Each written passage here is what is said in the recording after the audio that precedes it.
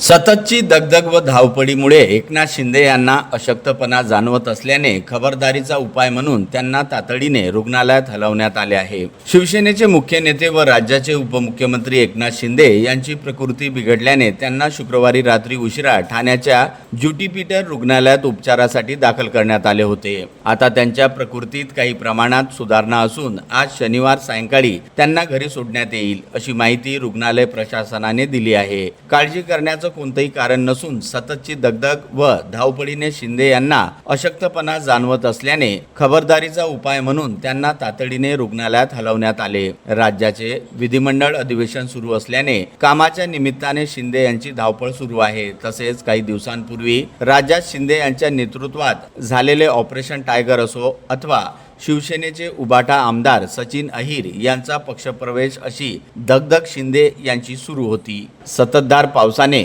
वातावरणात बदल झाला असून शिंदे यांना शुक्रवारी विधिमंडळ कामकाजाच्या दरम्यान ताप आला होता। त्यामुळे अशक्तपणा आल्याने शिंदे यांना तातडीने ज्युपिटर रुग्णालयामध्ये दाखल करण्यात आले। त्यांची प्रकृती ठीक आहे। त्यांच्यावर निष्णात डॉक्टरांच्या टीमकडून उपचार सुरू आहेत। त्यांच्या प्रकृतीत सुधारणा होत असून सायंकाळी त्यांना डिस्चार्ज देण्यात येईल अशी माहिती रुग्णालय प्रशासनाने दिली आहे।